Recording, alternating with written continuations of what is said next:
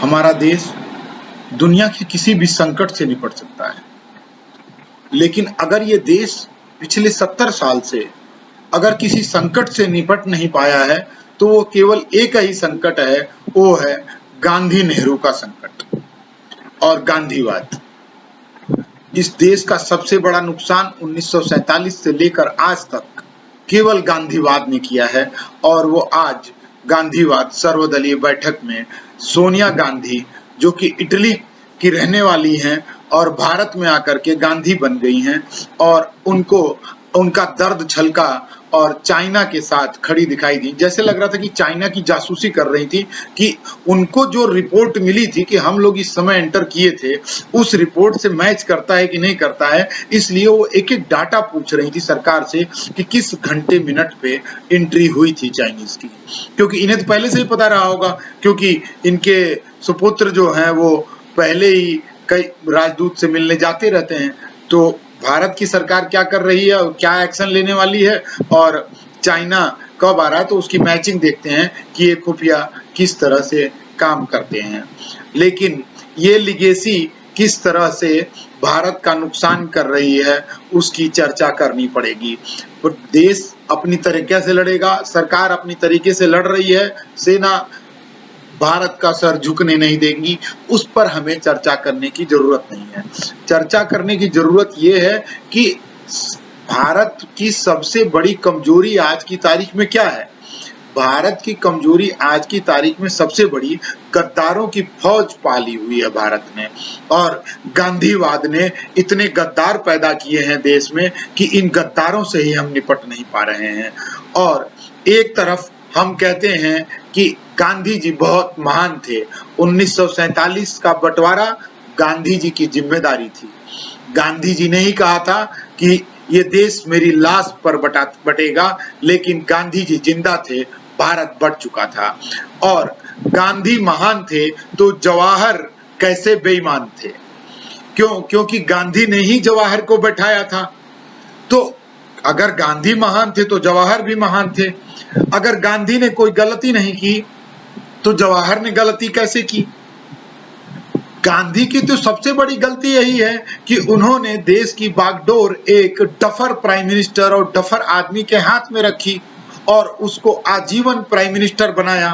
और ये समस्याएं पाकिस्तान और चाइना दोनों ही समस्याएं इस जवाहर डफर प्राइम मिनिस्टर की देन है, और जिसकी औलादें अभी भी देश के साथ खड़ी नहीं है, और सवाल तो ऐसे कर रही हैं जैसे लग रहा है कि कट्टा लेकर के सीधे वहीं पहुंच जाते अगर इंफॉर्मेशन मिल गई होती तो। और उधर टोपी लगा करके असदुद्दीन ओवैसी, जिसके पिताजी रजाकारों की सेना बनाकर भारत की फौज से लड़े थे और हैदराबाद को भारत से अलग करना चाहते थे, उनकी औलाद कह रही है कि हम मोदी के साथ खड़े नहीं हैं, मोदी के साथ खड़े नहीं हैं, हम भारत के साथ खड़े हैं। लेकिन एक भी बात वो भारत की साथ की नहीं करता, वो बात केवल मुसलमानों के लिए करता है, और भारत के 130 करोड़ के लिए कभी बात करते नहीं दिखाई देंगे।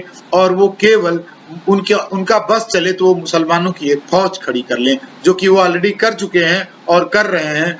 तो आज की तारीख में असदुद्दीन ओवैसी, कम्युनिस्ट पार्टी, जो कि आज पंचशील के सिद्धांतों की चर्चा करी है वहां पर कि हिंदी चीनी भाई भाई, मतलब गांधी नेहरू की फिर से स्थापना की मांग कर रहे हैं वो। और कांग्रेस पार्टी सवाल पूछ रही है।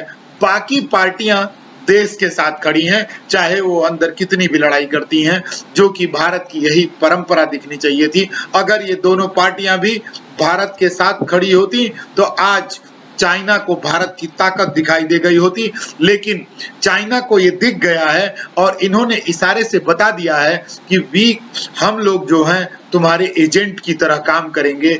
जिस तरह से कि आप लोग मुंबई फिल्म इंडस्ट्रीज पे सवाल कर रहे हो कि वहां पर केवल एंड केवल एक गैंग काम करता है, तो हम वही लोग हैं जो कि ये भूल गए कि संजय दत्त ने पहले ही बता दिया था कि मुंबई फिल्म इंडस्ट्रीज केवल दाऊद के लिए काम करती है, और संजय दत्त को भी आतंकवादी बनना पड़ा था कोर्ट की नजर में, देश की नजर में, लेकिन हम वही भुलक्कड़ लोग संजय दत्त की फिल्में देखना नहीं छोड़े थे, तो हम ये इनकी फिल्में कैसे छोड़ेंगे देखना। सलमान खान, शाहरुख खान और आमिर खान, जो कि ये 3 खान केवल खानों को सपोर्ट करते हैं और सर्वधर्म की बात भी करते हैं और कहते हैं कि ये इंसान बनो, और बात केवल मुसलमानों की करते हैं, और उन लोगों को कभी ट्रोल नहीं किया जाता कि जो उनकी कौम से बिलोंग करते हैं। जावेद अख्तर अपने को अनार्किस्ट बताते हैं, लेकिन वो अनार्किस्ट बता करके इस्लाम की स्थापना की बात करते हैं और औरंगजेब उनका हीरो है। तो भूलने की परंपरा हमारे पास है। हम राहुल गांधी की बात पर चर्चा करते हैं, जो कि एक महाबकलोल आदमी है, बकलोल कह सकते हैं उसको, हमारे यहाँ यूपी में बकलोल बोलते हैं। तो वो बकलोल आदमी पर अपना समय बर्बाद मत करिए और इन गद्दारों को पहचानिए, और गांधीवाद को इस देश से अगर आपने समाप्त नहीं किया, और आप सुभाष चंद्र बोस और वीर सावरकर को जो भूलने की बात चल रही है, और उनको हम लगभग भूल चुके हैं, क्योंकि उनकी जब जन्म शताब्दी आती है, जन्म दिवस आता है, तो देश को पता भी नहीं लगता। अगले दिन आपके व्हाट्सएप पर किसी ने भेजा हुआ होता है कि कल सुभाष चंद्र बोस का जन्मदिन था। अच्छा अच्छा अच्छा अच्छा, बहुत बढ़िया।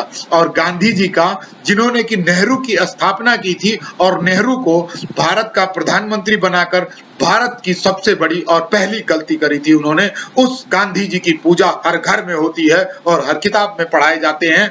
गांधी जी की मैं आलोचना नहीं कर रहा, मैं गांधी जी की क्रिटिसाइज कर रहा हूं, क्योंकि मैं बार बार कहता हूं कि डर तो मेरे को केवल गांधी से लगता है कि इस देश में आप सच नहीं बोल सकते, कि गांधी की सच्चाई सब लोग जानते हैं। अगर आप रेफरेंडम करा दो तो 90% लोग महात्मा गांधी जी के साथ नहीं खड़े हैं, लेकिन कोई बोलने की क्षमता नहीं रखता है कि गांधी जी ने देश का नुकसान किया है, जवाहर को भारत में स्थापित करके और अपना गांधी नाम दे करके भारत का आज तक नुकसान कर रहे हैं।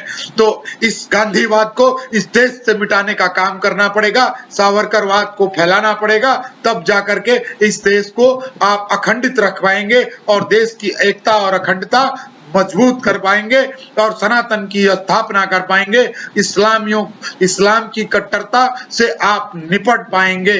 तो इस पर ध्यान दीजिए, और अब डरने की किसी से जरूरत नहीं है। आप अपनी बात को आगे बढ़ाइए। संविधान आपको इजाजत देता है, जब जेएनयू को इजाजत है भारत तेरे टुकड़े होंगे, तो हमें भी गांधी की स्थापना को और गांधीवाद को इस देश से खत्म करने के लिए बोलने से कोई नहीं रोक पाएगा। जय हिंद, जय भारत।